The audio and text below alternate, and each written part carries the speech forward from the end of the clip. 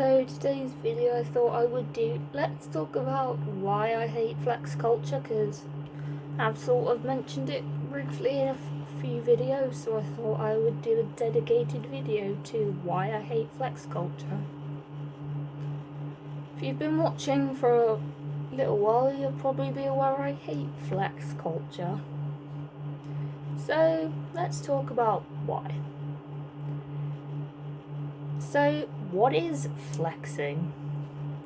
Flexing is basically showing off to people. There are so many different ways you can flex. You can flex what uni/college, whatever you call it, you got into. How often you travel, the places you travel to, the wealth, and even your success. From my research, I found out that flexing is also called flex. It is a style of street dance that originated from Jamaica in the 1990s. It grew up on the streets of Brooklyn and eastern New York. Flexing is also used in rap to signal wealth, but also your rapping ability. These days, flexing is all over social media. Flexing is based on money and designer items that you own. Flexing means showing off your personal possessions to people to get attention, because flexing gets attention. There are YouTubers who do flex. Jeffree Star, Shane Dawson, and Alfie Days. He did his £1 living on £1 video. Such a flex.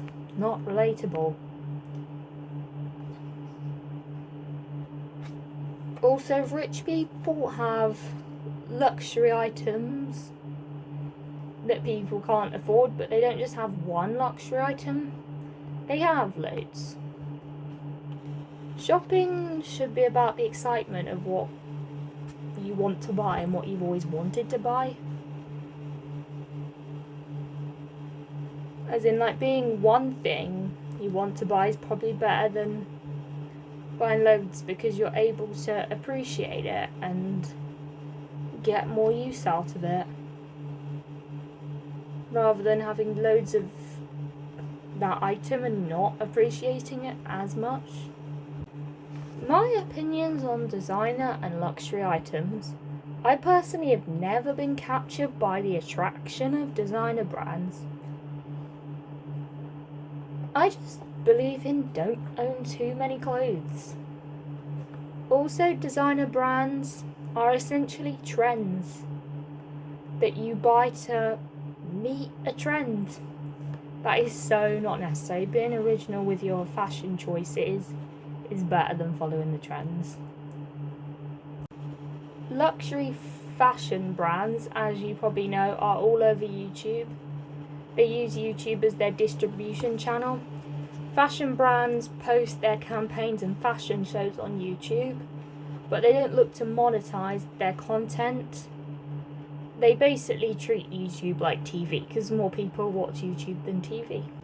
To go along with them posting content and treating YouTube like TV, YouTubers do hauls with these brands. They do videos of them buying these brands, and YouTubers also work with these brands, and they also do haul videos of these brands. Let's get into overconsumption. I find overconsumption wasteful as well as flexing. Massive bag collections, massive shoe collections.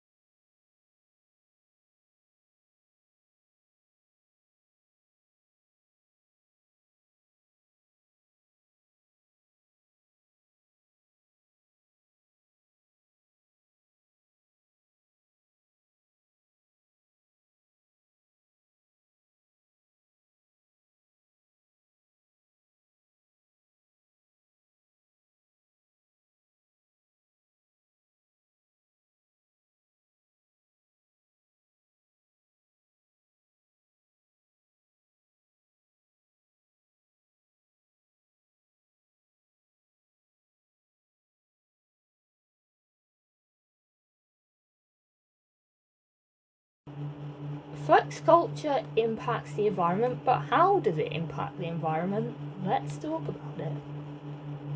Waste, most important thing, waste. I hate overconsumption because it's so wasteful, and also overusage of resources. There'll be items with tags in, items that have never been worn. Do you not try those items on, cut the tag out, wash them? Because that's what I do. And I'm pretty sure that's what you're meant to do with it. Another thing we're going to get into is influencers flying on private jets. I don't have a problem with it as long as they don't flex, to be honest.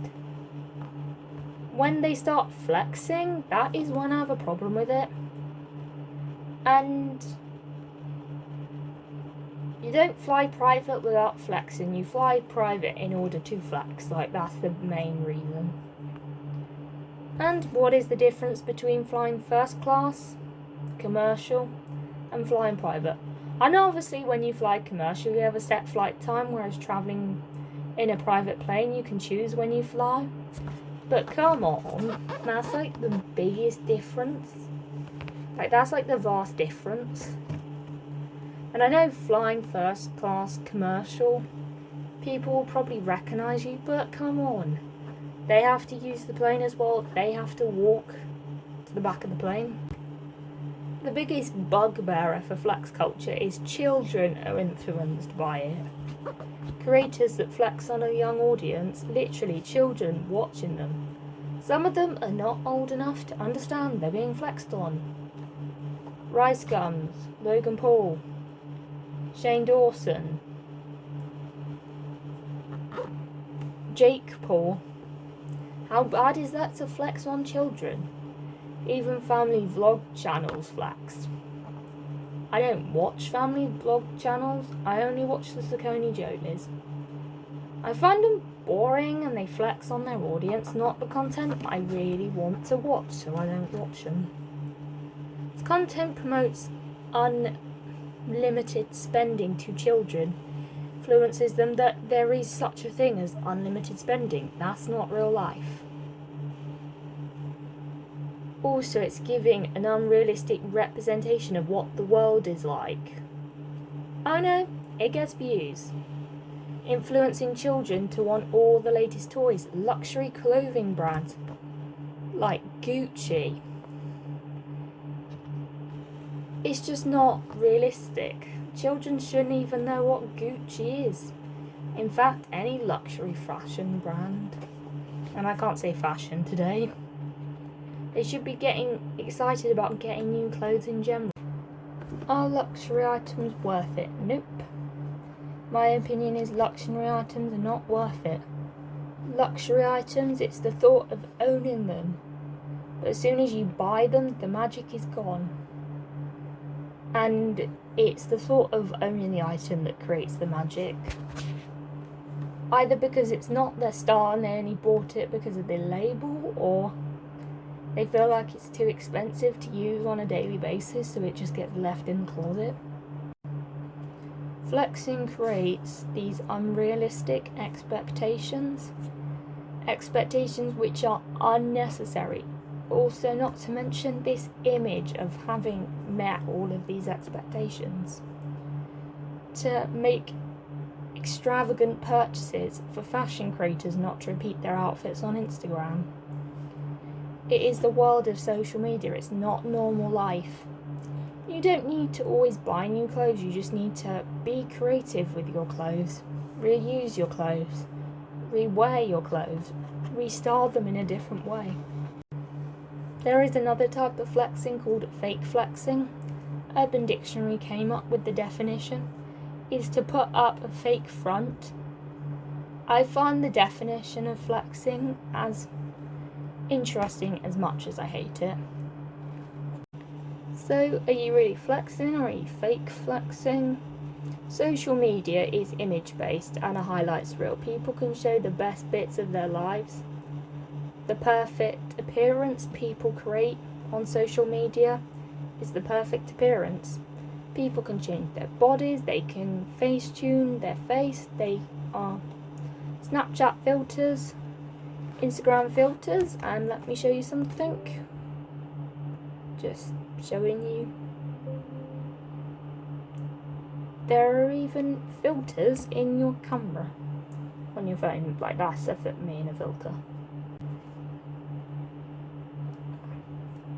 People also think that to become an influencer you need to know the latest trends because people watch the trends. That you need to have loads of trendy clothes. That you need to travel. My final thoughts are, why do people even flex in the first place, and what causes people to flex? The reasons why people flex in the first place is to show their wealth, their success, that they're doing well for themselves. Also, wealth becomes the centre focus of people. Flex culture started to become more noticeable and more relevant in our lives due to social media. We follow people who have crazy, insane lives. I know I probably do myself. I watch travel content on YouTube because I love the idea of travelling to different places. Flexing has probably always been a thing, but social media has really heightened flex culture. So I hope you enjoyed this video. Don't forget to like, comment, subscribe, and I'll see you in another video. Comment down below your opinions. Bye.